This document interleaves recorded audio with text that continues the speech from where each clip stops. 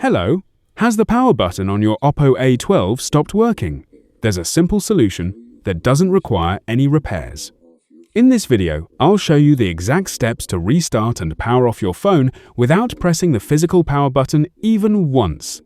I can confidently say that this method works in virtually every case. One important note, because different Android versions may have slightly different menus and settings, what you see on your phone might not look exactly the same as what I show in the video.